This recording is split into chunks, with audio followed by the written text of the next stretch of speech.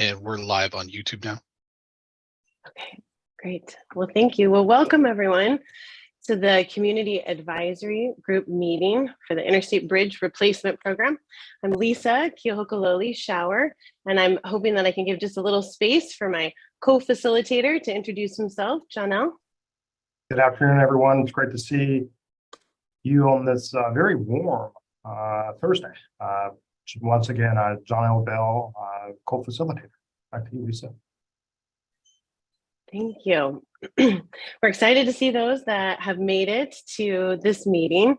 I am hoping that you are having a good summer.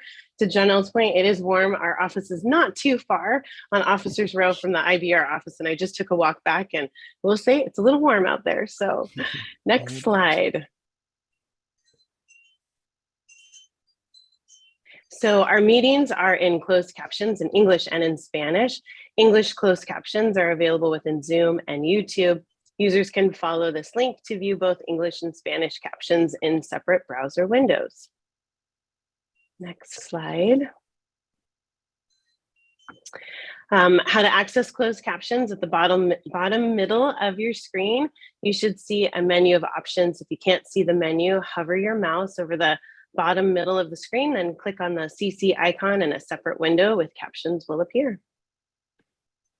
Next slide. We do have ASL interpretation, and this is part of our continued commitment to centering equity. To make sure the interpreter is always visible, please right-click their video and select Spotlight Video.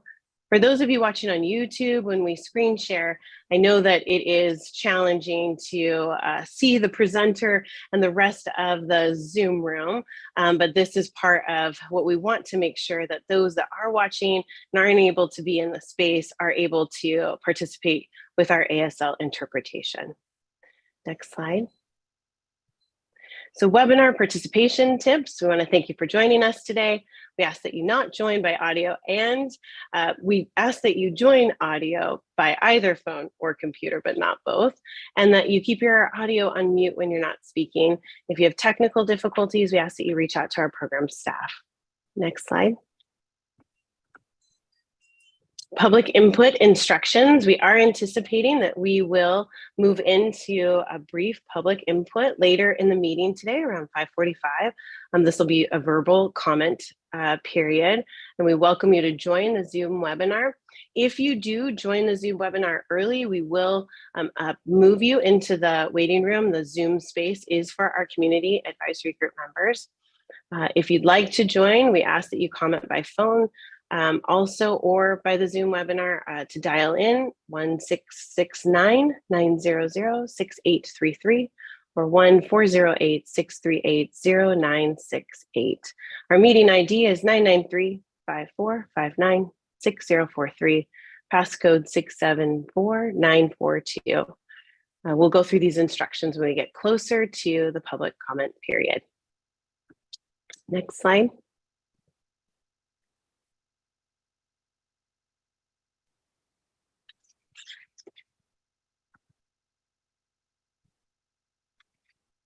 While we're pulling up the next slide, it's our typical CAG meeting space rules and guidance and the way in which we try to center the space. And so these shouldn't be new.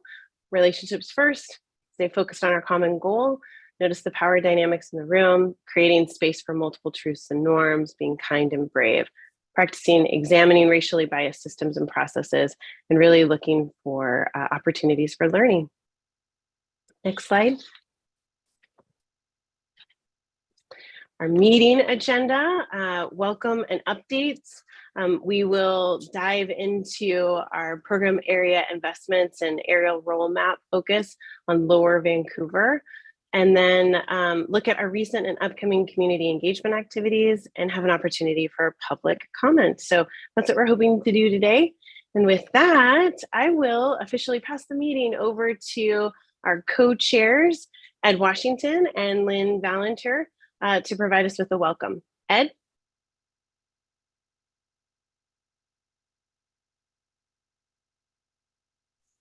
Lynn, would you like to go first? No, because I have a very specific role. So if you would welcome okay. us all, then I will roll into my important but narrower role. Thank you, though. I don't know how I can beat that rejection. So welcome, everybody. It's always a pleasure to see all of you and to spend time with you and to hear how everybody is doing. So welcome today. Look forward to a good meeting, and I'll turn it back to Lynn since she's got a very special role. I can't wait to hear that. So Lynn, you've got the helm.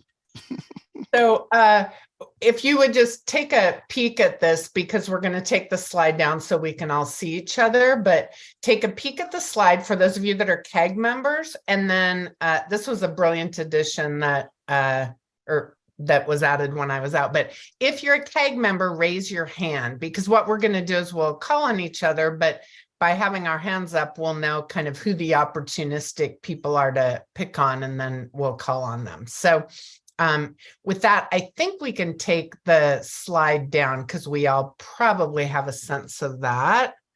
I'm going to make my screen bigger. Terrific. So I'm going to start so I don't have to figure out the whole hand thing. And I'm Lynn Valenter. I'm the co-chair from the Washington side, co-chair of the Community Advisory Group, and I currently work at Reed College.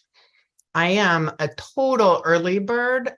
We had 5 kids, so I was just sleep deprived. So it took until I was an adult for me to know that I wasn't both a night owl and an early bird, but I'm a confirmed early bird. With that, Irina, I'm going to pass to you. I guess I didn't pass the time, so I'm still confused if I'm an early bird or an owl, because I don't have issues getting up early if I didn't stay up really late the night before. So I kind of do both. And I represent East European Coalition, Ukrainian, Russian, Belarusian, Polish speaking community. And I am calling on Darcy H. Hey everyone, Darcy Hoffman. I'm with Workforce Southwest Washington, representing the Columbia Willamette Workforce Collaborative. Pronouns are she, her, and I am 100% no questions asked an early bird, and you will rarely catch me awake past like 8 or 9 p.m. I will pass it to Martha.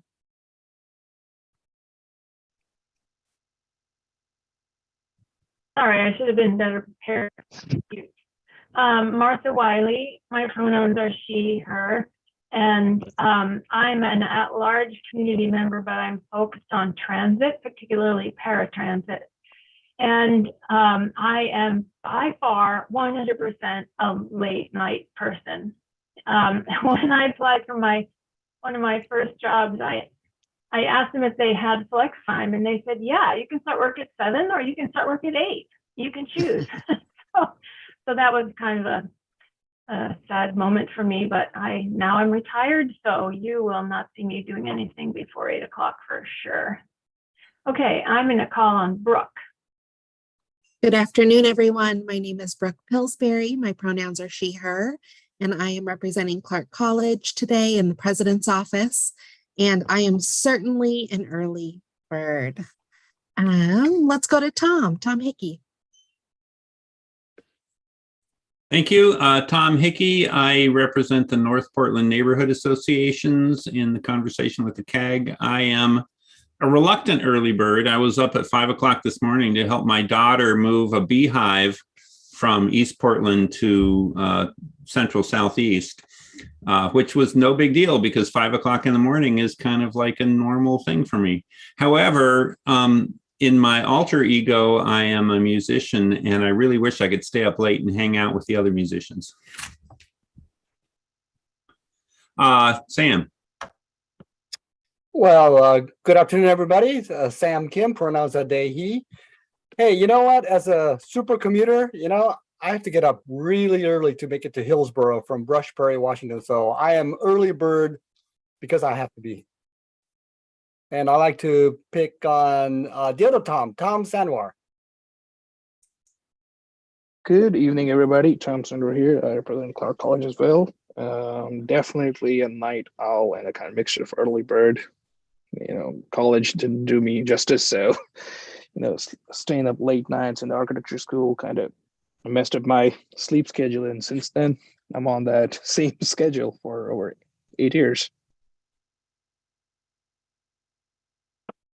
I will pick. Okay. Let's go, Jana. Thank you. I'm Jana Jarvis. I'm representing the Oregon Trucking Association on this committee, and I'm definitely a late owl. And I will pass it on to Andrew. Thank you. I'm Andrew Hone, President and CEO, Portland Metro Chamber, and presently in transit, so off camera, apologies. Super early bird, 3 children. That'll do it to you, 6 and under. And can't see on the screen, so if someone could self-select the next person, I would appreciate it. I think all of our members that have raised their hands have gone, but I haven't heard from my colleague, Ed Washington. So Ed, are you a early morning person or a late night person? A little bit of both, but I tend to be an early morning person, much more than a real late night. So I've always been that way, and sometimes it catches up with me. And for some reason, I can see everybody except myself. So I guess I'm on. So I'll pass it back to Lynn. Okay. Terrific. Thank you. And again, part of this is just so that we can all get congeniality. We're working toward a common goal, and it's a little bit harder. We have to be a little more intentional than if we were meeting in person. So thank you all for investing that time with us. With that, I'm going to turn it over to Lisa, who's going to go over the work plan. And I think we have to put those slides back up. Thank you, Lynn. All right. Okay, well, we had the opportunity to take a bit of a deep dive into Hayden Island and Expo Marine Drive at our last meeting. I was dropping off a kiddo at a program and not able to participate in our meeting, but appreciated the YouTube capability of being able to watch the meeting afterwards. So glad to be here today and focused on Lower Vancouver. We are looking towards September and October focuses and interested in exploring what might make sense for the details around some of our urban design efforts and what the CAG may be interested in looking at in terms of the content that that might help us get ready for some of our outreach efforts. We are seeing that, as we just went through that list, we have about 10 folks from CAG. When we started, we had a few more. So we're interested in also understanding how we can continue to engage with our CAG members. So that'll be part of our Q2 and Q3 focus. So next slide. I'm gonna pass the meeting on over to our Assistant Program Administrator, Frank Green, to provide us with a program update. Thank you, Lisa. Once again, to introduce myself, Frank Green, the Assistant Program Administrator.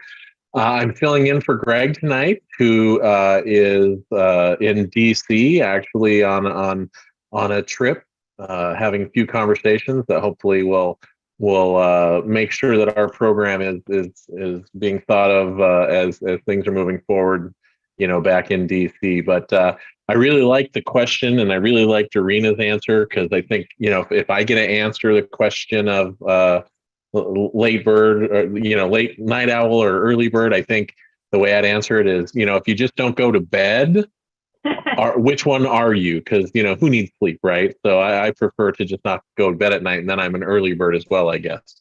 But, you know, just want to give a quick update on, you know, what's gone on since last we met. I believe last time, you know, we had covered pretty well what happened in the legislative sessions on both sides. And, you know, one of the big things we get to announce today, you know, it happened a few days ago or last week, is that Governor Kotek did sign the bill that provides our program the funding from the Oregon legislature. So that's a huge, you know, show of support for the program, and we really, as we've said, you know, appreciate that that sign of support that this program's received from our legislators. You know, another key thing that's happened is we have a bi-state legislative committee. I know we've probably mentioned that in previous meetings here, but we were, with the legislative session in the Oregon side coming to a close, we were able to bring that committee up to speed on the program. So that committee has eight members from each legislature, and we were able to remind them of the process the program's going through, but also give them an update on what's gone on since last we were able to meet with them, you know, before the two sessions had begun. So that was a good meeting. I believe you can see it online. They had a lot of good questions, and, you know, they're really focused now that they've, you know, shown the support that they need from the two legislatures. How do we, you know, what's the next step? How do we move forward? And, you know, really one of the big pieces of that is it goes to why Greg is back in DC, is that, you know, the shift from seeing success and support from our two legislatures has really shifted now to the part of the year we're in, where we're going to be applying for federal grants. There's a series of federal grants. There's 3 federal grants that I think we've spoken to with this group in the past, that the program is actively working on right now. So we submitted a letter to our Federal Transit Administration asking, you know, for their approval to enter into the process, the capital investment grant process. That is a process that we ultimately on the program will be looking for up to $1 billion to help support the capital construction of transit. Another one of the grant programs that actually we're actively working on the application for right now is called the MEGA grant program. That notice of funding opportunity came out roughly about, I think, 5 or 6 weeks ago, and applications for that are due on the 21st. So the team behind the scenes is like I said, really working on that application, because with that program, we're going to be looking for somewhere between, you know, 500 and 600 million. And then, you know, we're anxiously awaiting the notice of funding opportunity for the third big grant. And we expect it to come, you know, any day, week, or month now, which is the Bridge Investment Program. And that's a program that, you know, we'll be looking to apply for to get, you know, somewhere just over $1 billion as well. You can see we've been active, very active, meeting with, you know, a bunch of different, you know, entities to provide program presentations and updates. The 2 commissions from both states, we've recently met with them to talk a little bit about tolling and what tolling on this program may mean, and how the 2 commissions ultimately, you know, will assist us with setting that policy and rates for tolling. We've met, you know, continue to meet with a lot of the stakeholders and neighborhoods in and around the program area to provide program updates. And, you know, another thing we're excited to announce that we have mentioned, I think, here before, but now they've launched, is the program is now hosting office hours. So these office hours are an opportunity for, you know, members of the public, you know, members of this group, if you're interested, or members of other advisory groups, to really, you know, be able to come in and have a sit down with program staff to maybe ask more detailed questions that, you know, maybe we aren't able to get into in a public meeting or a group setting like this. And really one of the big intentions of having these office hours is to also assist and help make sure that, you know, the community and the public is ready as this draft supplemental environmental impact statement is getting ready to be published. So if you or anyone's interested in office hours, you can sign up for those on our webpage. The office staff will be there to help answer questions. So with that, I'm sure there's a little bit more I could get into, but I think that is the main points I wanted to touch upon for the update today. And I think I'll throw it back to you, Lisa, unless there's any questions. Any questions from the CAG members? Okay, great, exciting. All right, next slide. Maybe real quickly, Lisa, just want to thank all of the members of CAG, and that was all of you who really leaned in relative to offering support letters as well as phone calls and testimony in support of the legislation that Frank referenced, providing support for CAG and so for IBR. So this was really a whole team effort, and you all were really instrumental in that. So we just want to take a moment to thank you for that. Thank you, Johnell. I think that really helps. All of your support, and then showing up in that way makes a huge difference, especially as Greg's in DC, continuing to do the good work there. Well, this is the part of the program where I think you have now become familiar with the aerial roll map. And so I'm hoping Casey Lyles from our IBR design team is ready to show the roll map. So with Great, that, Lisa. Casey. Yeah, thank you. Oh, my share is disabled. Can you enable my share? Brent. Sure. You should have it now, Okay, Casey. All right, let's see if it worked. Sure looks like it's getting there. So I want to take a few minutes, refamiliarize. Sorry, good afternoon. Casey Lyles, I'm the delivery manager for the IBR program. And I wanted to take some time here leading into the next session we have with urban design. I want to refamiliarize you all with the program area role map or program area map that's on our website, and walk through the improvements, the investments that are being proposed and studied in our draft supplemental EIS. So again, north is to the right on the map. I hope a nod that you can see my map. We can't see your map. I was just going to say something. I can't see you or the map. Yeah. Okay, let me retry here real quick. I also just want to note that I heard a sound that said recording stopped, if that was intentional or not.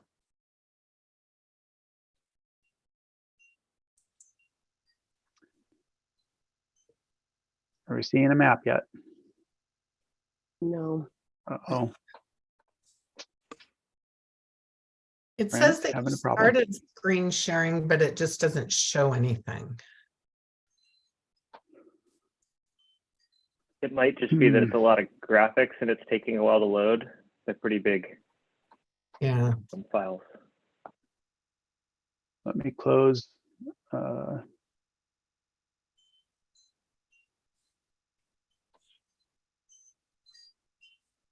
Hey, Casey, try turning off your video as well. Okay.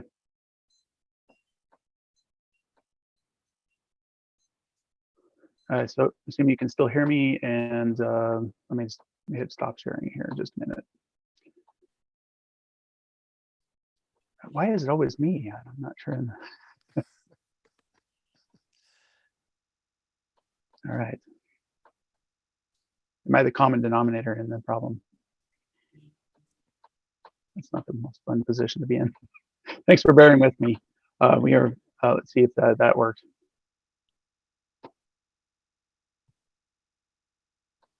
We're still not seeing it, Casey.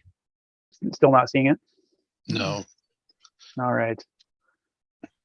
Is it on the GIS mapping? It's on our website. I can share, Casey. I can try and share, see if it'll work. If you just walk me through where you'd like to see. Yep. You can just so if you can, on if you can 14 stop, in yeah. Mill Plain. Stop sharing and I'll try. Yeah.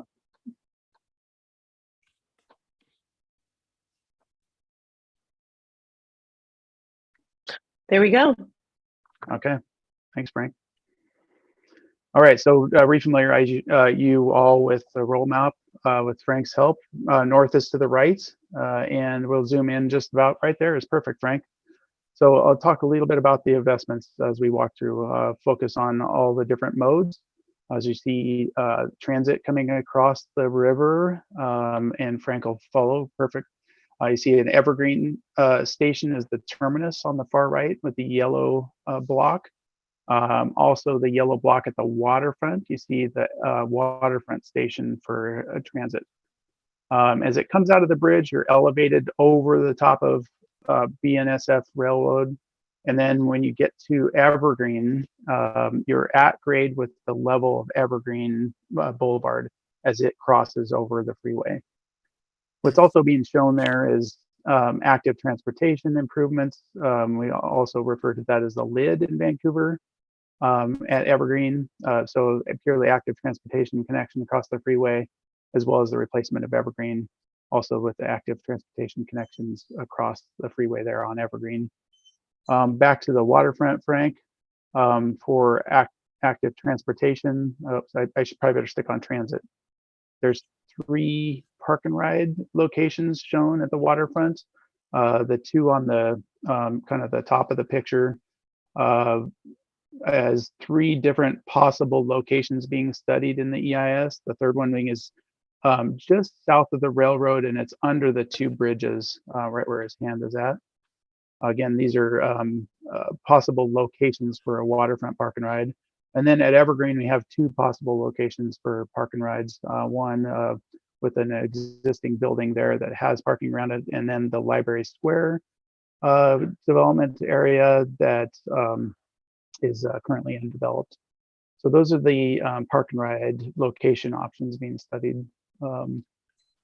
With active transportation coming across the bridge, you see a lime green or a bright green, rather spiral looking ramp that comes out of the northbound bridge and spirals down to ground and ends at Columbia Way and Columbia Street, connects in with the north-south Columbia active transportation facilities there. On the east side, or more south on the picture, you see a little green, that connection coming out of Apple Tree Park and connecting over to Main Street. I want to mention Main Street is an extension from 5th Street down to Columbia Way and the waterfront, going underneath I-5 there. So that'd be the extension from it. Today it ends at 5th, so that'd be a new extension down to Columbia Way. Including bicycle and pedestrian connectivity there. And the Mill Plain, I didn't mention too much, but it does have the bicycle and pedestrian improvements across and through the interchange and connecting to both sides, as well as Marshall Park on the east side. For the movements, the vehicular movements, I'm going to focus, I'll start at SR 14 today. Just want to talk about how you get into town today and how that changes within the investments. Today, if you're traveling westbound on 14 and you want to go into downtown, you stay in the middle lane and head up to C Street, and that's your kind of ending of SR 14 there. If you're going to go back from downtown to eastbound 14, you're actually on Washington Street, and you're in the middle lane and you head kind of more south and you swing underneath, or actually it goes over the top and heads east on 14. The difference for those movements then in the proposal is that if you're coming inbound on 14 into town, you end up at Columbia Street. That is an overcrossing over Main Street, that Main Street extension, and then it ends at Columbia Street. And to head outbound, the same intersection, you go from Columbia Street out. At the intersection of Main Street, there's an intersection there, and then you continue on straight and go east on 14. So again, SR 14 really changes access to Columbia Street. For I-5, the changes to get to SR 14 from northbound don't change.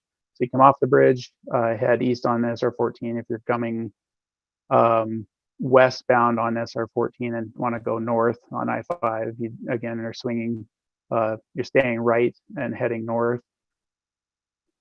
If you're heading from I-5 to the north, or excuse me, southbound, same thing today. You get off of I-5 south of Mill, actually just around Mill Plain. It changes just a little bit. There's what we call collector distributors between Mill Plain and SR 14, and those are the spaces where we have the on ramps and the weaving and merging occurring off of the main line. So those movements all occur. If you're heading to SR 14, you get off the freeway, you mix with the traffic that's getting on from Mill Plain, and then you head to the right there and go underneath the Franks, following to eastbound SR 14. And then coming back to head southbound, it's similar today that you come in on, let's see, I'm going to go westbound SR 14 to southbound I-5, I think is the one I was looking for. Yep. So westbound 14, stay left at the first split, and then you stay right at the second split and go around the loop and head south onto I-5 there. Again, I-5 in this area is elevated. It goes over the top of BNSF instead of under BNSF. So the whole SR 14 interchange is higher in the air, and that's why you see the lighter gray colors for all the roadways in that area. They're on bridge structures versus on the ground. The collector distributor I mentioned in the southbound is actually the same in the northbound direction as well. If you're familiar with the area today and drive that, you get on from Mill Plain and you use an auxiliary lane to get off at SR 14, and same thing in the opposite direction. In northbound, it has an auxiliary lane going from SR 14 to get on the freeway or off to Mill Plain and Fourth Plain at the same exit. Those are the primary changes. I think I got most of that. We have a few questions. Great. Casey, do you want to take those questions now? Yeah, Okay. absolutely. Okay. I want to pick on the people in order. Well, actually, I think I'm going to flip it a little bit. And Darcy Hardly Ever raises her hand. So I'm going to actually see if Darcy and then Lynn and then Tom and then Martha. That sounds weird. Something no one ever says about me. Okay. Let me see if I can get my directions right and ask this question. So if you are on I-5 north of Mill Plain, but heading south, that lane, and you're going to you want to get off on Mill Plain, that lane that your cursor is going over, is that kind of similar to what's been done on southbound 205 to take the Mill Plain exit? So the exit to Mill Plain itself would feel virtually the same as it does today. There's some work north of that. There's some investment north of that would assist in like the weaving between SR 500 and Mill Plain. We have a proposed braided ramp system so that I-5 coming southbound doesn't mix with the traffic that's heading to Fourth Plain. So it'd be a little bit easier. They still have to mix with the Fourth Plain traffic coming in the ramp, but the off ramp to Mill Plain will be the same. And will it be, I don't know if I'm asking this question in the right way, will that traffic, people who want to continue on southbound, will it be mixed then like it is today with the people who are getting off on the Mill Plain exit? So if you wanted to continue southbound there, you would, let's see, I'm trying to think about which place. I don't know if I'm making any sense. Are you thinking It's just northbound at Mill Plain? Oh, well, actually southbound to Mill Plain, where you kind of go underneath. Yep. Yeah, so Mill Plain itself will be its own exit. And then if you want to go to 14, it'd be the next exit immediately after that, right where Frank's hand is pointed. So Mill Plain, and then you can continue on, you can go to 14, but both of those exits are from the freeway.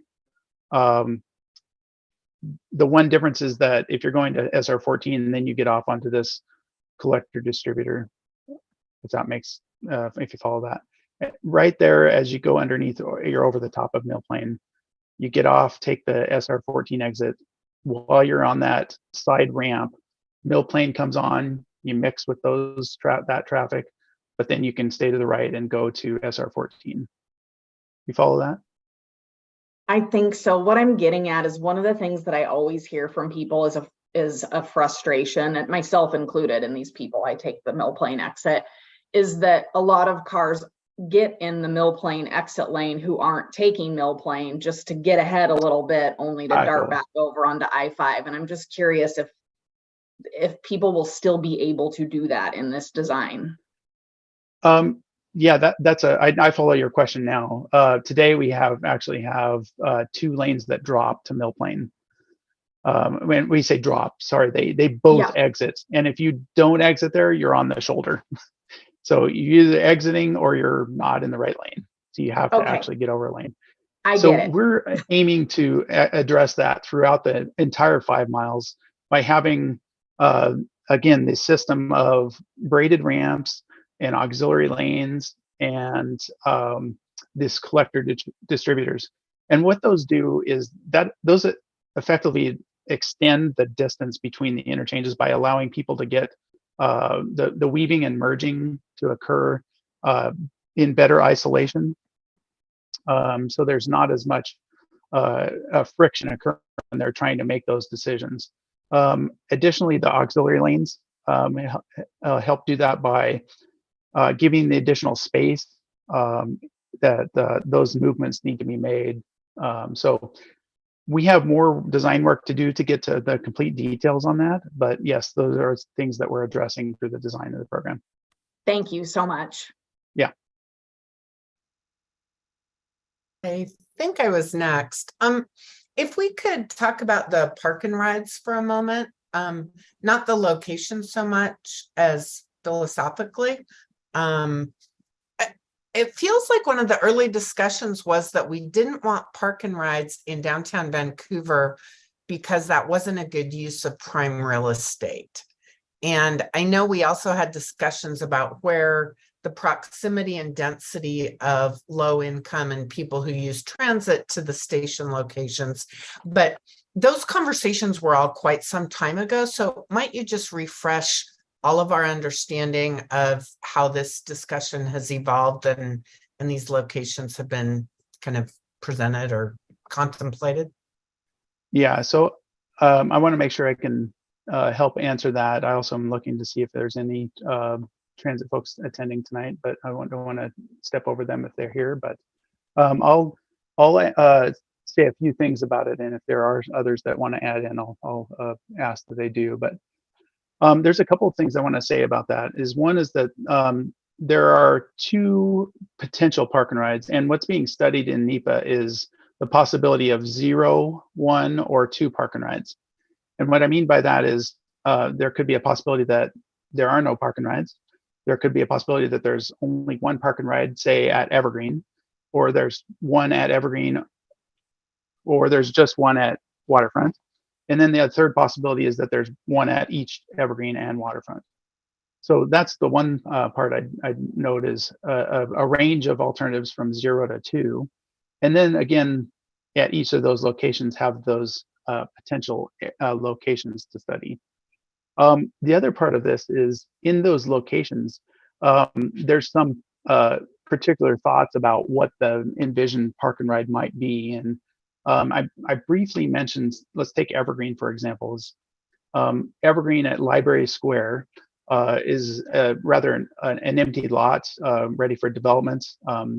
And it's envisioned that from the past, the planning in that location was anticipating underground parking, for instance.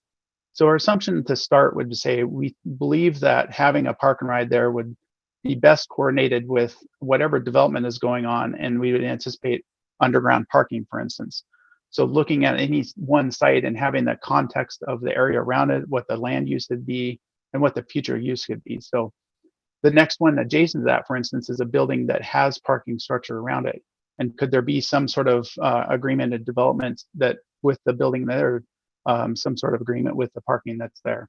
So each of these sites may have, the context of what's the potential best use and how does that mix best with the future use of those areas. So I hope that helps a little bit. Is there anyone else that wants to add from the team? I think Casey, you covered it pretty well. You know, I think the key thing to take away is that we have heard, some of those comments from our partners in the city and our transit partners with C-Tran about, do we need park and rides?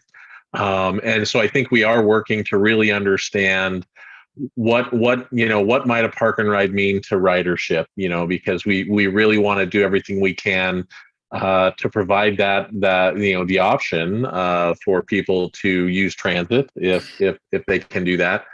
And if we get to a point where using C-Tran's current and proposed system with their bus routes, with their bus rapid transit, and really rely on those as kind of a feeder to the light rail, we may get to a point where we don't necessarily need any park and rides. And so the key takeaway I was trying to get to is we're studying these locations in the draft supplemental EIS, but ultimately we may end up with no park and rides, or one, like Casey said, or one at both locations, depending on ultimately where the decision needs to go. But no decision has been made yet that yes, there's a park and ride here. This is just where we're studying them at this time.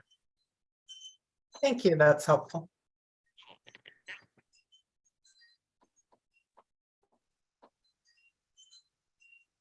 I think we have Martha and Tom. Is that?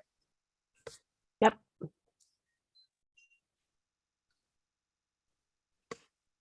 I'm sorry. Did you want me to go next? I'm happy to, but. Sure. So I'm looking at this map, and I obviously you're not showing the legend. So I just want to make sure that I understand what I'm looking at. The thin brown line is the edge of construction. Is that right? Yeah. Great question, Martha. Thank you for asking that, because that is one thing I forgot to cover again in this tonight. The thin brown line that's on the outside of it encompasses all of the investments. That's the proposed study area of permanent improvements. So what that means is in NEPA, that's saying that we believe that the permanent investments fall within that study line. It's not following exactly all of the improvements there, but when you look at kind of the impacts that are around that, we might be removing, for instance, something like at Mill Plain, you might see a little space in there, but you see those, it should cover in general all of the proposed improvement permanent lines. It does not represent temporary improvement impact lines, study areas. That's rather, that will be covered within the DSEIS. It starts to get very complicated as far as the lines and the amount of lines to put on a single map. So. Okay, thank you. And then the dashed, it looks like a dashed purple line, both east and west of the freeway. Yes. What potential underground impact? Yeah, so the dashed line is representing potential underground impacts, such as a study area of if we have to build, for instance, a wall, and that wall to avoid and minimize impacts, we build a wall that goes, for instance, if you're standing on the freeway, you want to build a wall up, and because the land around you is higher. To support that wall, we may need to put in soil nails or straps, things underground that would go past the wall under the adjacent properties. And so what that dashed line is representing, that maybe an underground easement could be needed to build those walls, where those might be able to be built from the roadway side, they still have a potential underground impact from a need and a property right discussion. Those again are areas that are being studied for that. We still have work to do to figure out just where we can avoid or minimize those impacts. Okay, what I'm concerned about, but that's not helping you much. On the west side of the freeway, immediately south of the potential, that purple line goes through several buildings.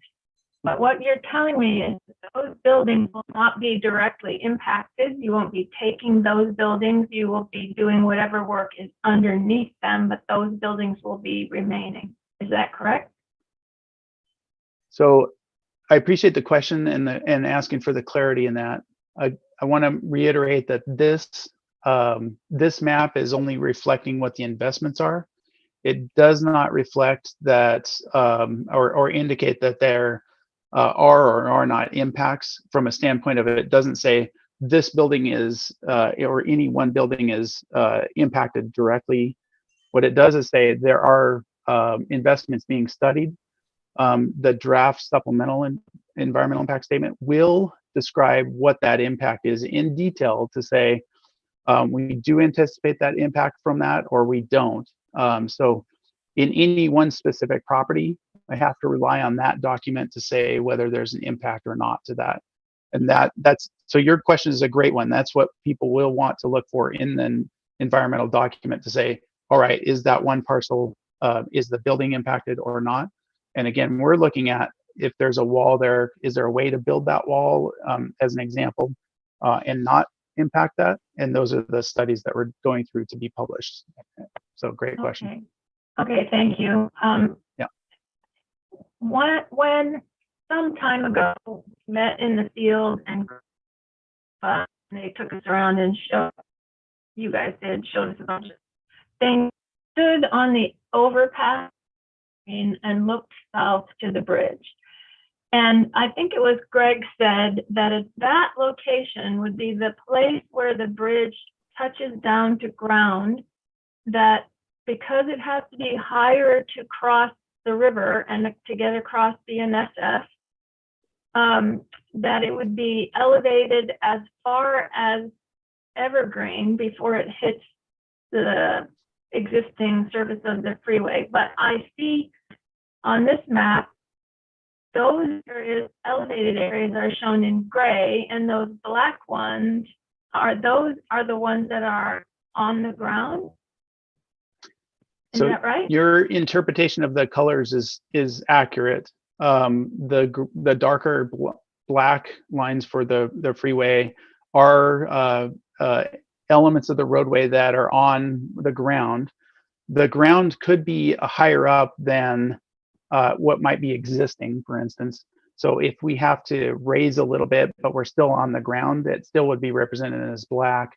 And then when we actually change to a bridge so that there's, gap underneath, then it changes to the gray color. Greg isn't wrong in the saying that, just south of Evergreen is where we have to actually change from if you're going south, it's in a downward profile.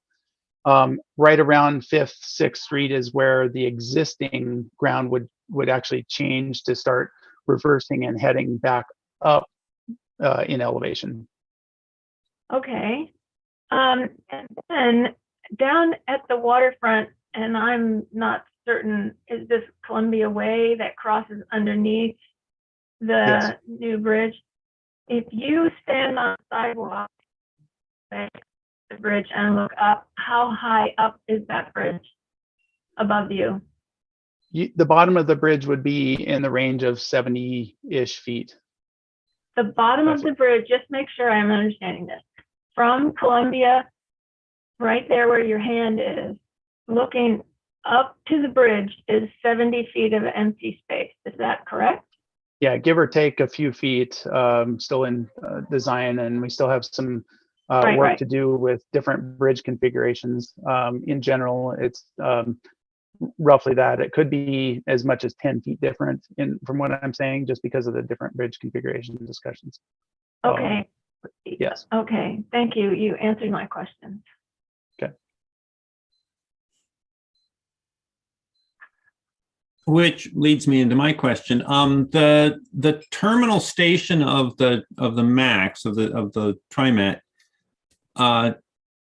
overlaps the freeway itself, the southbound freeway, and seems to constrict the lane. So I assume that means it's either above or below the freeway itself. But it leads me to a question that Martha's question just pointed out, which is it's really important for us to be able to see some draft sections and elevations of these things to get a real view of what we're talking about. And only looking at the stuff in plan, it's really hard to understand what we're seeing. And I know, I'm not here to speak for Vancouver, but I know that everybody would like to be able to see some sections and elevations, even if they're just in draft form, to understand how this stuff fits together better. So I'd like to know specifically how that terminus fits in, but I'd also like to make the case for release of some additional drawings. Thanks, Tom. I really appreciate that because it's not the most fun to describe a vertical dimension with a two-dimensional drawing. I really appreciate that. In the public, we've seen great response to when we have the three-dimensional renderings prepared. So that will be something that's coming. We can tell you that we want to show those things as we get more into design. Also, reflecting that, like the Evergreen Station, you're right on target. It is over the top of the collector distributor lanes. It is in the same footprint as the lid, for instance. They're connected at the same level. This is that active transportation connection. It is elevated to the south as you continue south towards the river. It's elevated over the freeway there, and then it has to be elevated over all the ramps there to connect to the station just south of there. That's then preparing to, in this configuration, go into the lower deck of the bridge. So yeah, I really appreciate that. The three-dimensional views can really give perspective of that, and those are things that we will work on and bring to the public in the future. There have been some previous LPA renderings done in that kind of vein, but they were also at a much higher and lesser detail. So we would hope to get to more detail as we work through design. I don't recall having seen any three-dimensional views other than a small model in your office. Is there something more refined than that available? There's on our website, I think under the LPA, we had some early three-dimensional views, but like I said, again, they were pretty conceptual level and very early on. So we've carried those, and they haven't been full corridor views. They were really more concentrated, looking out of Vancouver towards the bridge and out of Portland towards the bridge as well. And Brank's navigating to those that I think he can show that might have those views handy. Yeah, I think people are interested in seeing more refined details than that, such as like, how does that ramp affect my bedroom window kind of questions. Yeah, and I think we appreciate that. That's something that I've done in the past, is actually, as I said, I've actually gone into someone's window with their permission and taken a picture out of their balcony. We put a rendering of the program in there. I'm sure you can appreciate there could be hundreds of people wanting that when we can't do that for all views, but we can take some strategic shots to do that along the way as we get into more design detail. Absolutely. Well, we're looking forward to that as soon as possible. Great. Thanks.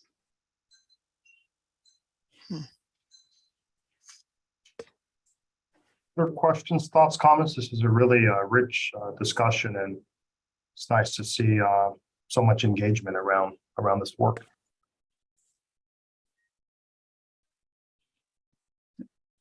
Okay, anything else from you, Casey? Okay. Thanks. Great, thank you, Casey. That's awesome. So next up, we have Nolan and Lily, who will unpack further for us more design, but this time really focusing on some of the urban design elements. This group will recall, as Lisa indicated, we've been having a number of conversations about urban design, and so this is a continuation of that. So Nolan and Lily. Thanks, Johnell. And we'll also be joined by our colleague, Ben Dinas, who I think some of you have met. Just click to the next slide. So today we're going to be focused on the urban design focus areas in Lower Vancouver. And the next map is a corridor-wide map of the different focus areas, which you've seen before. Each, of course, has slightly different urban design context, slightly different community context. And so we'll be stepping through these with regard to the geography around the program elements, which we've listed here, either the program elements or the issues that we think are sort of the biggest issues. And so E, the one labeled as E here, is the Vancouver Lower Downtown area that we'll be talking about today. Next. And so just as a reminder, we've sort of put these soft boundaries around focus areas because it is easier to sort of zoom in on one neighborhood or one station area. But we're very concerned with how all of them connect to the corridor as a whole. We recognize that in many cases they overlap with one another. So today, you'll notice how the Lower Vancouver and waterfront areas overlap with some of the issues around bridge design and how it meets the Vancouver side of the river. And we're really, the goal is that we're talking about all these program elements and the ways that they interact with one another and with the existing context. Next. You've seen this slide before, but just as a reminder, we're always thinking about multiple scales as we move through this work, but over time we will be moving from a big scale to a smaller scale. And so the focus area scale is sort of at that medium level, which I referred to as the neighborhood scale or the station area scale. So we're thinking about how program elements relate to buildings and streets and those things. We're not yet at the level where we're going to start talking about, how the trees relate to a transit station or a specific walkway in quite that way. And so there are a handful of questions on the next slide that we will circle back to at the end of our brief presentation here, but we wanted to get your wheels thinking about them as you consume the information. So as with other focus areas, we recognize that many of you know some of these places much better than we do. And so we've taken our first pass at understanding what they are, what their character is, where the special places are, what are some of the issues that the design is going to need to engage. But we're really looking forward to you helping us to understand those things, refining our understanding of them. I gave a little presentation last night at the East Columbia Neighborhood Association, and it was great the way that they even started saying, well, that line is not quite right. And you really should add some features to this diagram for it to be accurate. So we're really benefiting from that kind of feedback. So with that, I will hand it over to Ben, who will begin to talk about some of the ways that we're looking at the Lower Vancouver focus area and some of its distinctions. Next slide. Thanks, Nolan. Yeah, so building on what Nolan said, we wanted to, as we understand sort of what the project means relative to the context, we both want to understand sort of the existing conditions context as well as sort of future local plans per local, the city or other jurisdictions. So here we're going to be talking about the local context of Lower Vancouver. It's a pretty interesting area in terms of pretty distinct characters on either side of the freeway, and of course along the river. So along the river, there's the waterfront development and some open space and mixed use, and even some residential on the east side of I-5, and then on the west side, of course, there's the waterfront development. And then kind of further to the west from that, there's pretty large industrial areas, and those are connected through you can see the kind of gray line that's going east-west along the waterfront. That's the BNSF railway. So that both connects the industrial areas on either side, but it also kind of creates a line in which the characters change as you move to the north of that. So in the red area there on the west of I-5 is sort of mixed use, really the heart of Vancouver's downtown. To the north of that, and of course, well off the page, there's residential and residential to the east, kind of going off the page. And then on the east side, there's kind of two unique sort of characters for the city. There's the Fort Vancouver Historic Reserve, which includes Pearson Airfield and the historic Fort Site and Officers Row, and all of those elements, and can be connected to from the waterfront via the land bridge. And then just to the north of that, there's sort of a campus typology, not just one campus, it's arranged. There's the VA and Clark College. There's a high school there and a community center. So kind of community resources in a lot of ways on the east side of the freeway there. And so a lot of what we'll be thinking about is how we tie those together. And before we click off this slide, we struggled a little bit with the relationship that some of these labels have to a zoning or a land use designation. And we realized that in many cases, Fort Vancouver Historic Reserve has more than just open space, but the dominant character of that space is open space. And so we've labeled it that way. Some of the areas we've labeled residential, they have some commercial happening there, but the dominant character is residential. So the borders are intended to be soft, but to convey a sense of what does it feel like to be in those areas.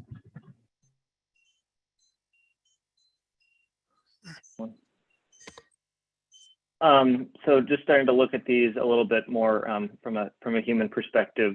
We'll look at a few from the west side of I-5, and then we'll jump over and look at the east side of I-5. So looking here at the west side of I-5, there's the waterfront development to the west of where the bridge will be landing.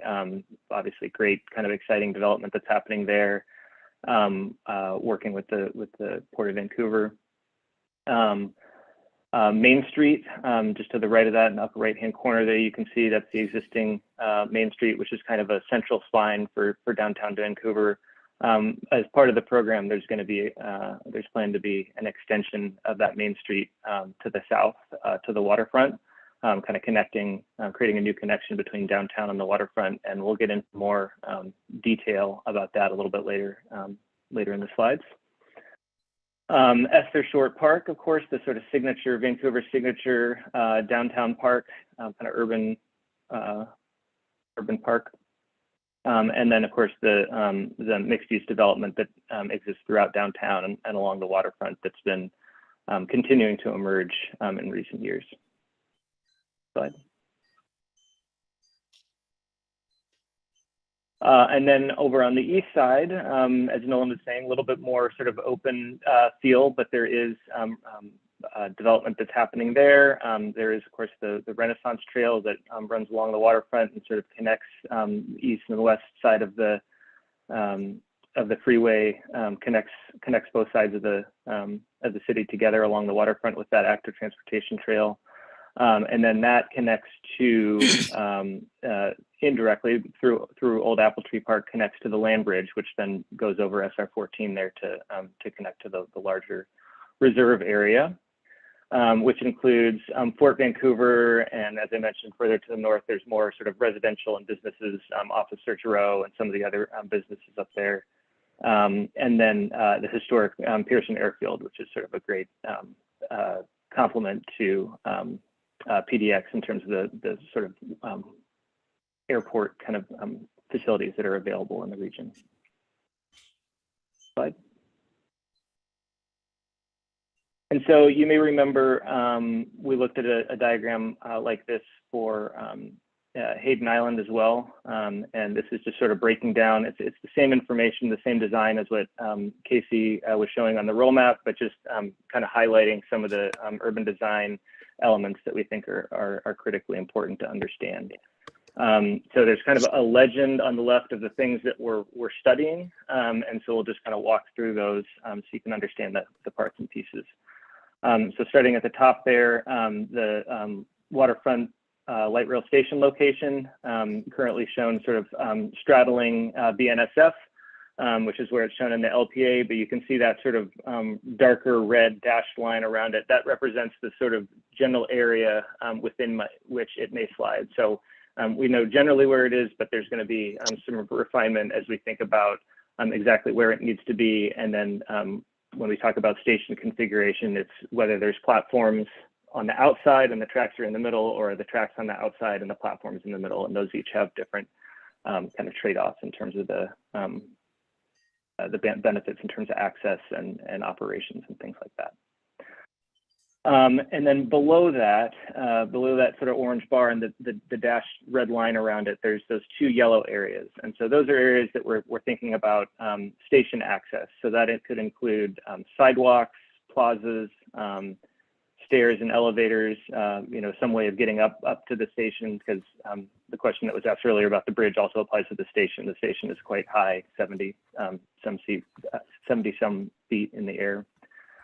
And then you can also see here the park and ride locations. They're the dashed black box that would be potentially serving that station. And then in blue are sort of the new, not all new, but many new connections that will be created as part of the program. So there's the east-west connection that exists today, where Renaissance Trail kind of connects to Columbia Way and wraps around under the existing bridge.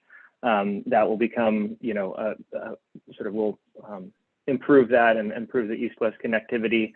There's also potential for a connection over to Old Apple Tree Park. So that would create a new sort of connection between the reserve and downtown. And then Main Street, that's the sort of north, the longer north-south blue bar there, that there would be currently Main Street, the southern extent of Main Street ends at 5th. Where there's currently a loop ramp. That loop ramp is going to be elevated. So in the LPA, we're proposing it Main Street be extended down to the waterfront, and we'll get into, like I said, a little bit more detail on that in a few minutes. And then just lastly, to call out the two gray circles with the bus icon in them. Bus routing is still being determined, but the idea is that we're looking at a number of different locations for where a bus transfer might happen, so that we're connecting the TriMet light rail system to the Vancouver's C-Tran bus system. And then not strictly part of the program, but context that we're thinking about to understand the context that we're fitting into. The purple areas are areas where development or redevelopment is happening. So the Terminal 1 development, kind of continuing the Port of Vancouver's development to the west, and then the Kirkland development at the waterfront to the right.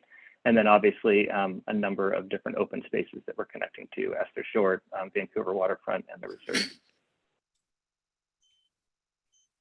So I think, I don't know if we want to pause here just for any questions. There's a lot of information on this particular graphic. Maybe we pause for questions just for a minute, and then we can continue on to talk about Main Street. Great idea. Anyone has questions or comments?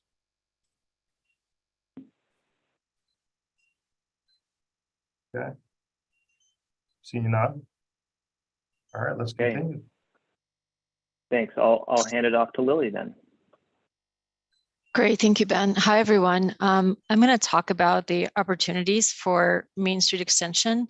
And I did want to start off with acknowledging that the Vancouver Center City Vision Area Plan, which was adopted back in 2006, really recommended that Main Street would one day connect to Columbia Way, serving as a central spine for downtown. And then there was an update done to this 2006 plan, which also reinstated this goal. And it even maps out for us how Main Street can be physically extended. Next slide. And so the IBR project has created an opportunity to explore the vision set forth in the 2006 plan, allowing us to test how Main Street could actually extend to the waterfront. And this, of course, is possible due to the changes to the existing bridge and the reconfiguration of I-5s on ramps and off ramps. Next slide. So as in our previous presentations, we're continuing to build off of IBR's community's vision and objectives, which include equity, climate resilience, quality of life, and mobility. And these will be used as benchmark metrics to oversee the vision for the Main Street extension. Next, please. So to get us all oriented, this map shows existing Main Street and its current terminus at 5th Street, with those very familiar arches at the intersection shown in the image on the right. And currently Main Street has two-way traffic in each direction with one lane, and it's only one lane in each direction. And there's street parking on both sides of the street. There's some minimal tree canopy coverage, right? There's a few trees here. And it has an overall, as Ben was showing, kind of a mixed use environment. Next slide. So this next map shows the proposed IBR. And again, this reconfiguration provides the opportunity to explore how Main Street could be extended towards Columbia Way. And if I could ask, Lisa, I think you're controlling the slides, if you can toggle back and forth between the previous slide and this slide, just to show how the proposed IBR bridge is changing here. Thank you. So next slide. So as we were looking at what it would mean to extend Main Street, we wanted to understand the projected growth in this area. And this is that purple area that Ben called out on the last map he was speaking to. So Vancouver waterfront will be continuing to grow, which is shown as number 1 on this map. And just north of that, we're anticipating that the development of the waterfront gateway, shown as number 2. And to the east of the IBR bridge is the area identified here as number 3 along the Renaissance Boardwalk, is also anticipated to become a mixed-use development. So this really, what it means to us is that there will be an increase in activity and critical mass here, and sort of this more active flow of people between downtown and the waterfront. Next. And again, this energy and momentum that is being initiated by the development community, coupled with the existing activity of downtown, creates this opportunity to think strategically of how we capitalize on all of this, right? So on this map, if you can see the call out number 2, as Main Street extends beyond 5th Street, I'd like for all of you to think about, what does that extension of Main Street look like and how does it feel? And once you get people to the water, once you connect to Columbia Way, what does that moment feel like? So these are the kind of questions we're going to be exploring in our presentation today. So if you could think about how to bring people towards the waterfront where Main Street and Columbia Way would intersect, and from the waterfront to downtown, how do we take people back and forth?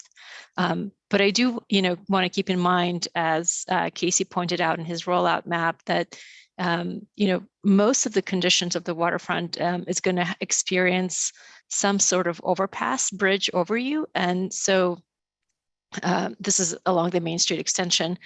So just in perspective, it's going to be about 60 to 90 feet in different places. And just for scale references, that's about a 5 to 8 story building, right? So you can imagine that's pretty tall actually, and there's a lot of space to accommodate different things there. Next slide. So as we're thinking of answering all these questions, we also want you to consider the infrastructure framework, which includes the necessity of accommodating the vehicular networks, right? And that's anything from bridges to overpasses to on-ramps and off-ramps. But there are 2 ways to think about infrastructure framework. The first is looking for most effective, convenient, and cost-effective way to connect from point A to point B. And the second is still striving for all of those goals, but at the same time ensuring that placemaking principles are integrated. So that impact of necessary infrastructure, whether that's an overpass or a ramp, still continues to foster our community set goals and principles on equity, safety, resilience, and vibrancy, and all of which collectively create a positive impact on our communities for generations to come. Next slide. You may be aware that the city of Vancouver is currently working towards implementing a curbless street at existing Main Street. And for anybody who doesn't know, curbless street simply means that it doesn't have a curb separation between the sidewalk and the traffic lanes. And typically curbless streets they tend to be ped and bike friendly. And vehicular traffic tends to move a little slower, move at slower speeds on curbless streets. And just to know that this work is separate from IBR program. Next slide. So as we think about extending Main Street beyond Fifth Street, should we create a gateway-like element that is playful and inviting? For example, the graphic that we're showing here on the right, with these metal arches with swings inside of them, or perhaps it could be a small pavilion like kiosks that give presence to the intersection of 5th and Main Street. And because we have those on-ramp and off-ramps above, it's not likely that we will see actual buildings along this extension. So instead, could we add a park and trails to bring a sense of vibrancy to that street, right? So the existing topography here is already naturally depressed. It's lower than the grade of the street.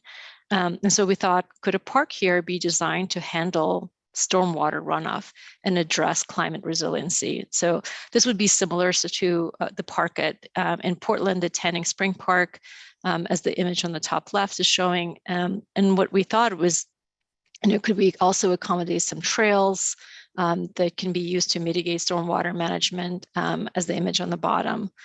These concepts are aiming to create a street that feels inviting, equitable, accessible, convenient, and safe. Next.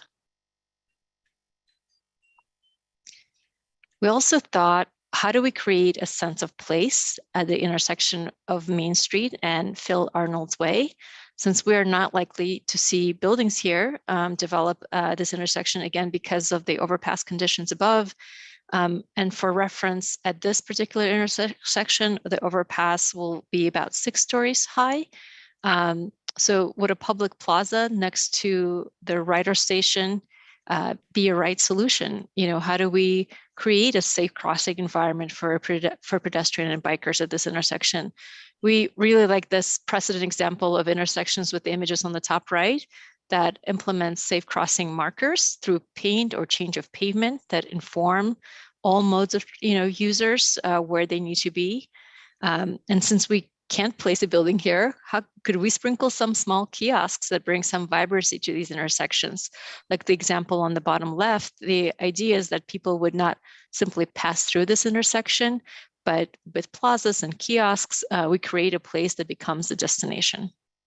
Next.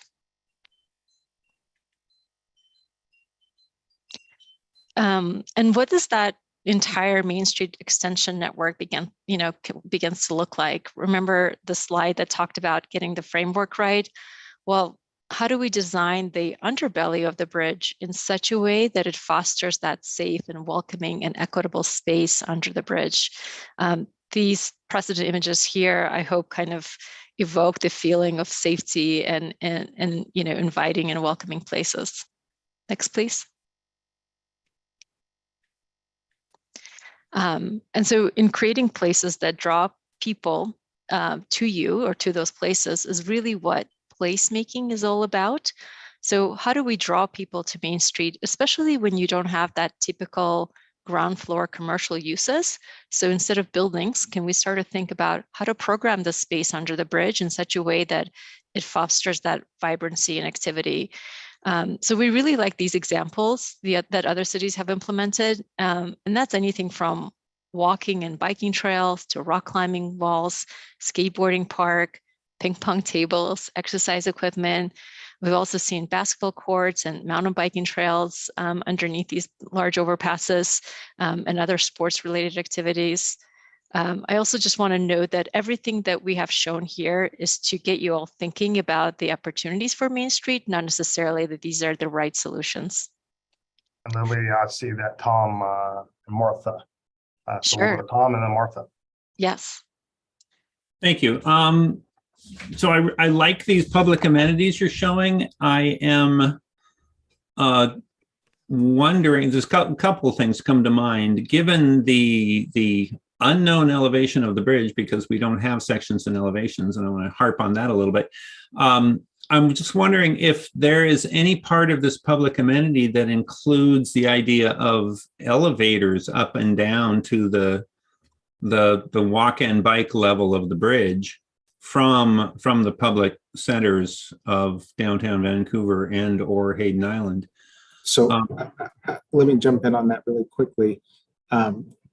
In the sort of middle left, there's well, I don't know if the person driving can kind of point to the shared use path ramp, but that is intended to be the primary way that pedestrians and bicyclists get to and from the upper level of the bridge.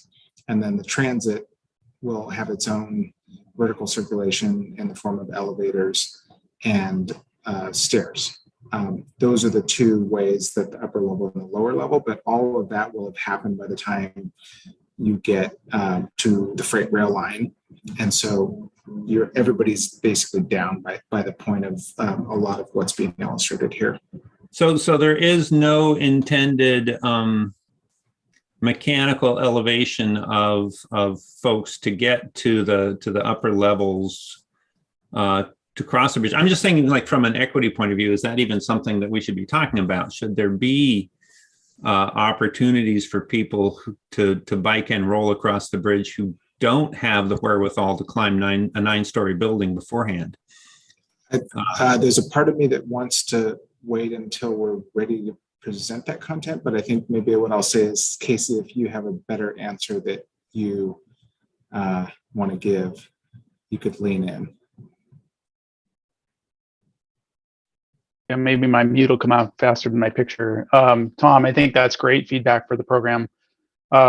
Absolutely something that we should be discussing as far as what all of the circulation means from the ground level to the bridge level. So that's exactly the feedback we're looking for through this process, and also through even through the comment period, through the EIS period. So that's really great feedback. Good, glad to hear it.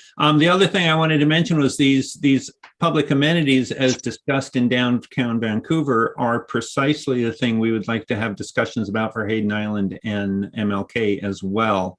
So we did not see this level of amenity presented for the North Portland exits, but we would like to have them on the table. Thanks. Yep. Martha? Yeah, so I'm still thinking about the 70 feet business.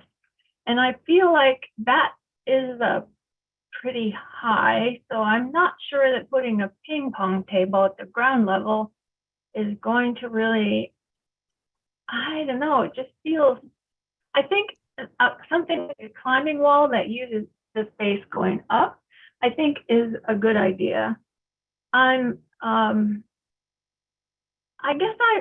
I also, I mean, I understand that we want to do something park-like and have amenities, pedestrian level amenities and activities and all of that. But if you have 70 feet of space, that actually could allow you some development opportunities there as well, not just fully recreational or visual, but something that would sort of nestle underneath the freeway. And I don't know if that's, I mean, I've seen that in some other cities, but I just wondered what your thoughts were on that. Is development, I mean, like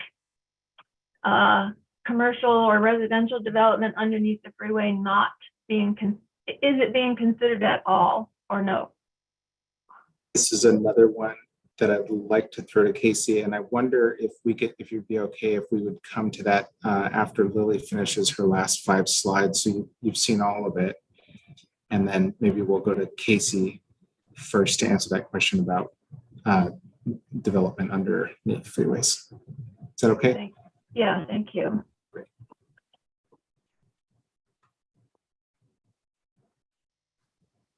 Yeah, and I think, potentially when we talk about that slide, if we can go, just a slide back, and I forget the slide numbers at this point. Yeah, where it begins to show you that height, that you're speaking to, right? You can see this is probably even taller than 60 feet here, but or maybe just as about like 60, 70 feet. So you can begin to get a sense to with people being populated in the space in the graphic on the top left of what that would end up feeling like.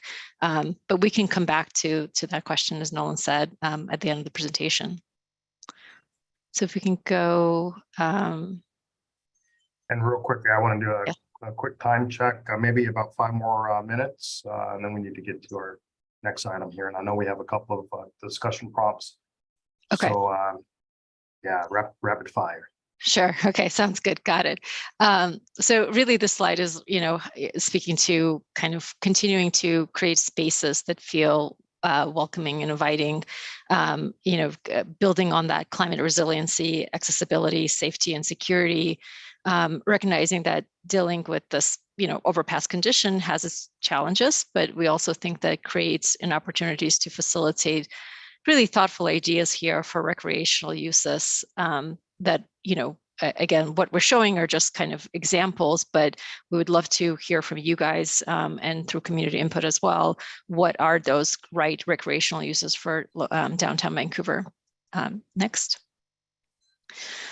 So in this slide deck, we've been slowly making our way towards the waterfront, and this is a potential intersection of Main Street and Columbian Way.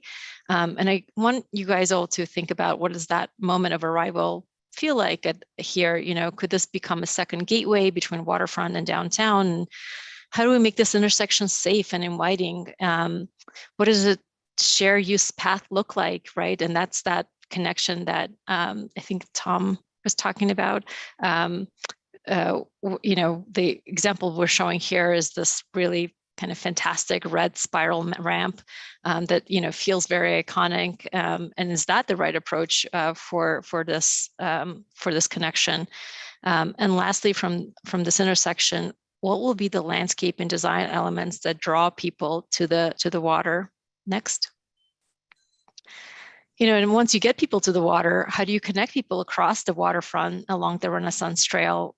What will draw east and west connection along the waterfront? And how do you make it all look and feel continuous and integrated? And what would be the right balance of this softscaping, which is, landscaping areas versus hardscaping, which is all the paved areas?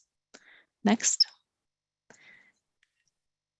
And what will be the relationship that people have with the water? Remember, this area has not been previously accessible to the public just because Columbia Way is now shifting north, and we have this opportunity to create a public park here.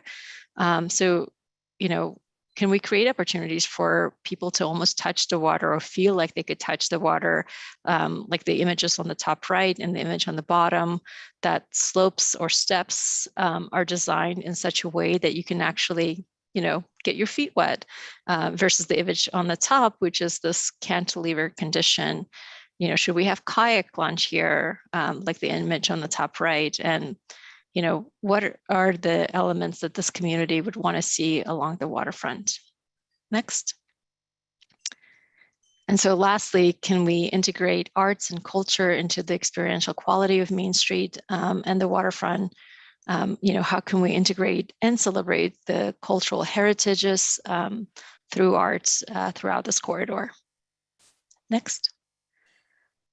And so this is the final slide, and sort of summarizes all the points we discussed today. And I guess we can pause here to answer those questions. Yeah, maybe we could quickly go back to the prompts.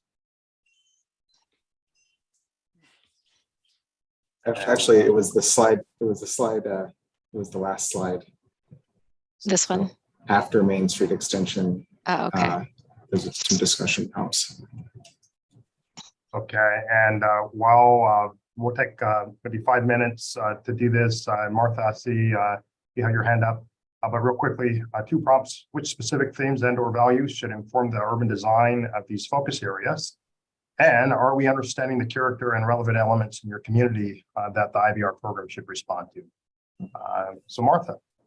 Well, I don't know if I can answer these questions, but I have to say, when you go back one slide and you showed the art, oh, sorry, one more, that slide, and you show the colored columns and the neon trees and the lights in the support. Those are so cool.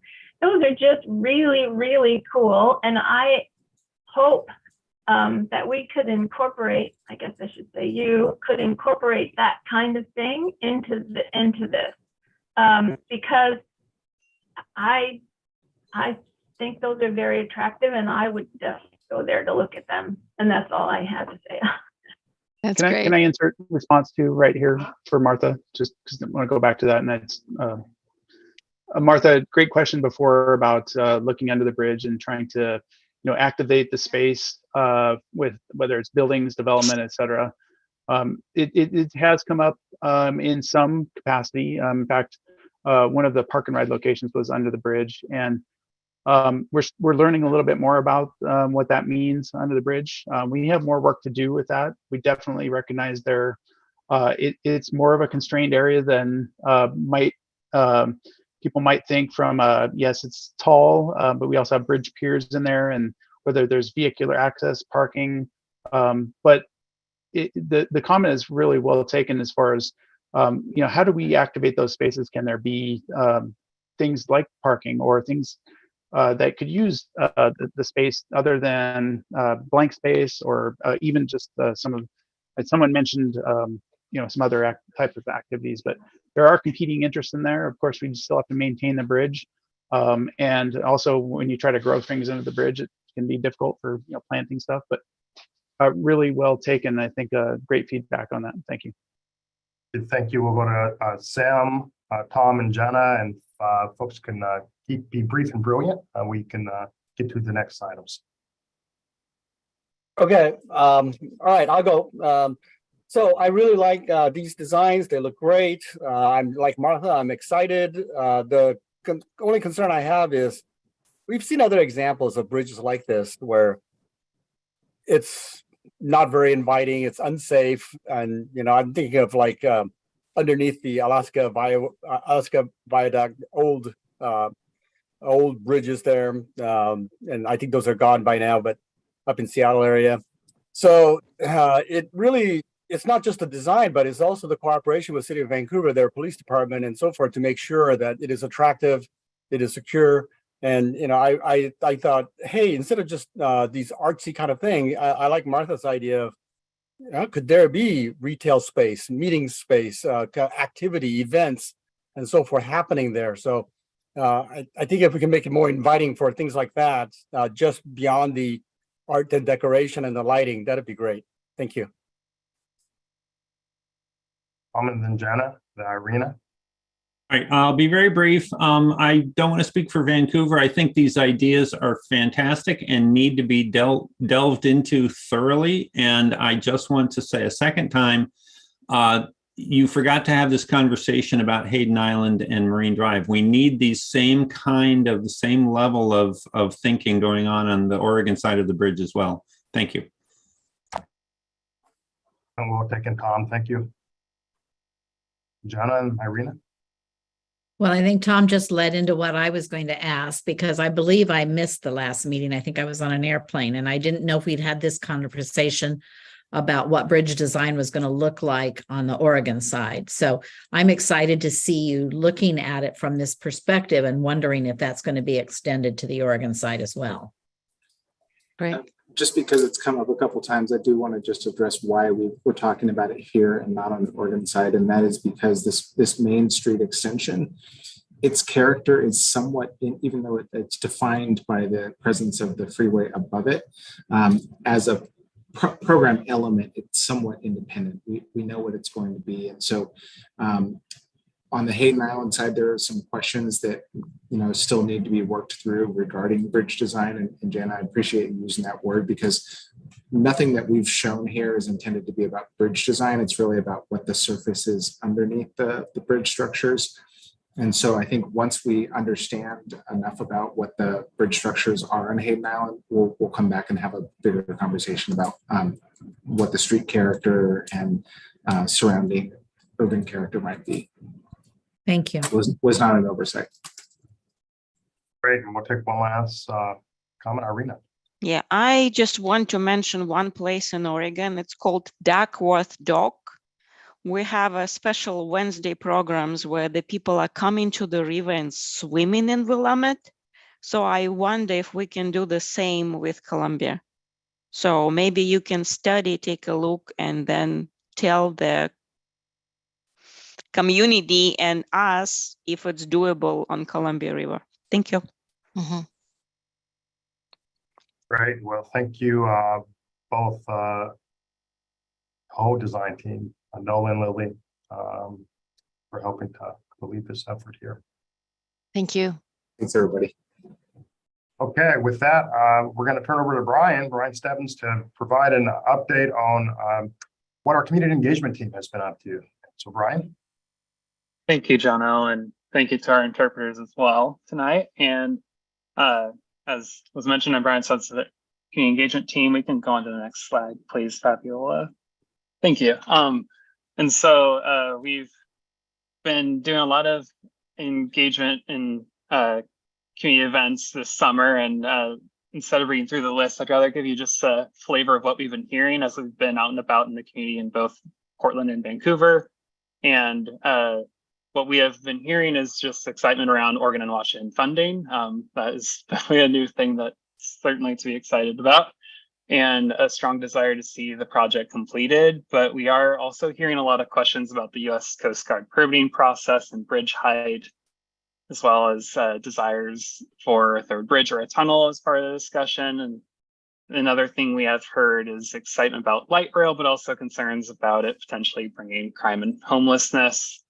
And then the last thing I want to share is we've been getting a lot of questions around tolling, but I do feel like there's been a nuance that I've been hearing lately where it's not so much that people are opposed to the idea of tolling, but it's more what is the impact on people with lower incomes and on traffic flows and congestion in the region. And it's a slight shift I've noticed in many of the conversations I've been having with folks that I just wanted to let you know about. And so that's sort of the flavor of what we've been hearing as we've been engaging the community, just to keep you all informed. And then for upcoming community engagement opportunities, as Frank mentioned at the top, we do have IBR staff office hours, which we have launched, and that's for community members to sign up for a 30-minute appointment to connect with our staff. And we're striving to be as inclusive and accessible as possible by having these office hours at various times and days of the week. And we just ask that people sign up with at least 24 hours notice so we can make sure we have the right people in the room to address their questions.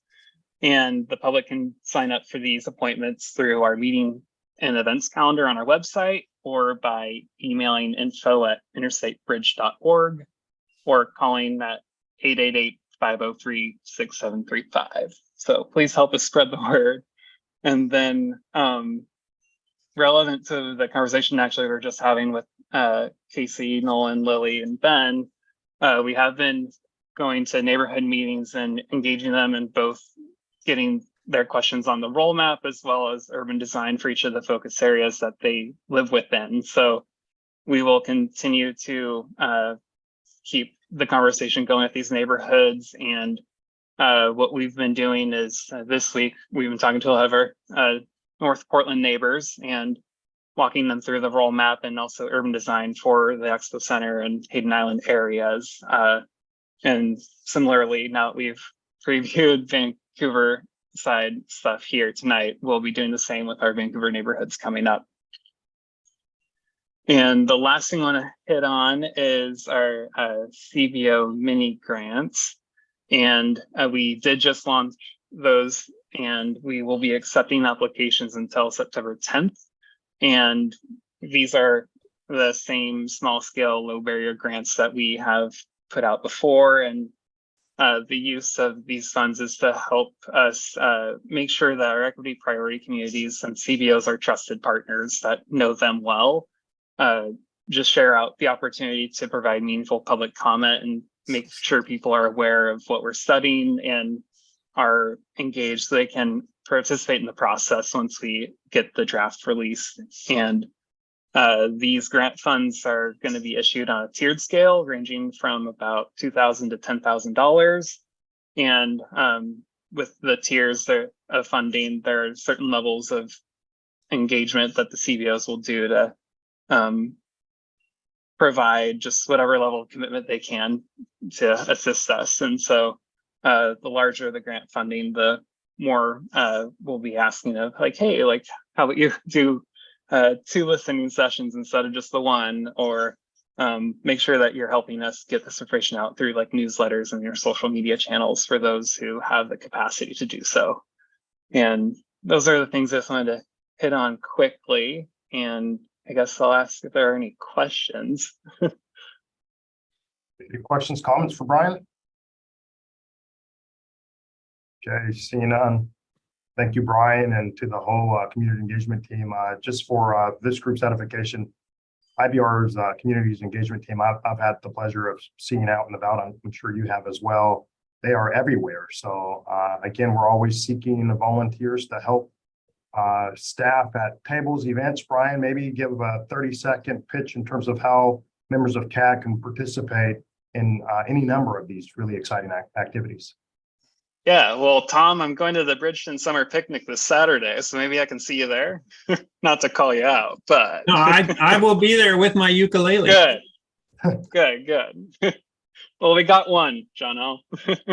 Yeah, but how can folks want to participate, Brian? How do they do that? Yeah, so I think what would be helpful is that anyone that's interested in participating, just reach out to any one of us on the community engagement team. I believe you all have our emails, especially Shannon, who's working with you closely, or even our co-facilitators, Lisa and Johnell, and we can make sure to also send you a list of upcoming opportunities, so you can also look at your own schedules and figure out where you might be able to join us. Great, thank you, Brian. Jana? Well, I think I have you scheduled at our convention next week for one of the days there. We've got a booth for you there. So that's a great opportunity to talk to trucking companies from all over the state. So thank you for that. Yeah, no, thank you, Jana. And I look forward to seeing you there. Okay, if we can go to the next slide. Next slide, please. So just a precursor of what's to come up. We have our Equity Advisory Group on August 21st. I cannot believe we're already almost mid-August here. What happened to this summer? Then we have our Community Advisory Group on September 14th. And again, another Equity Advisory Group on September 18th. Next slide. So now we'll receive any public comment. Next slide. I'll read the instructions real quickly. To make a verbal public comment is welcome in the Zoom webinar during the designated time, with the option to turn on your web camera. Please use the link located in the meeting description on the YouTube meeting page or on the IBR CAG meeting webpage. Commenters will not be allowed to share their screens and will be removed from the room once the public comment period concludes. To comment by phone, you may dial 669-900-6833 or 408-638-0968. You'll want to enter the meeting ID number 993-5459-6043 and the passcode 674942. Please do press *9 to raise your hand. After you are invited to speak, dial *6 to unmute yourself. We'll roughly have about 10 minutes. If we run out of time, you can still provide comments after the meeting. Next slide, please.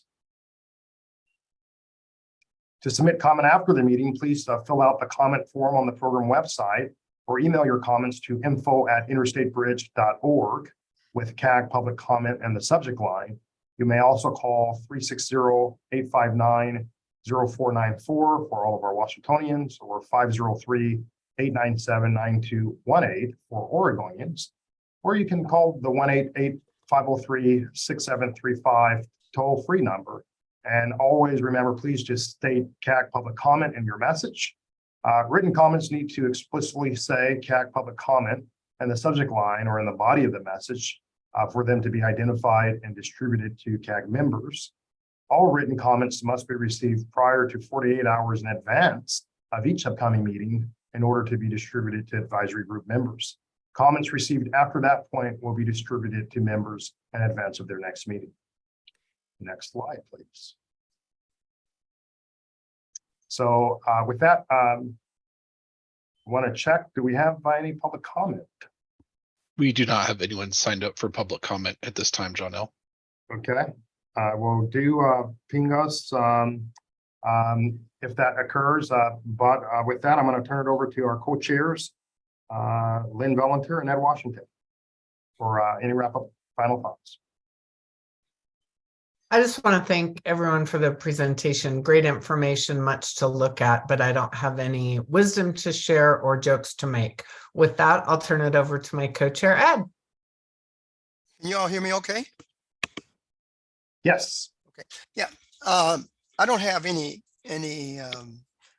pearls of wisdom, but I just do have one question.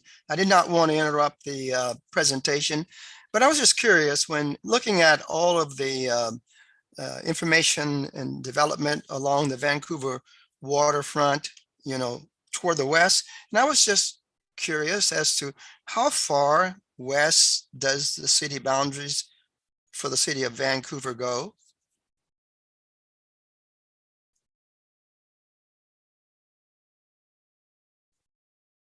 Want to see if anyone from our team can answer that question.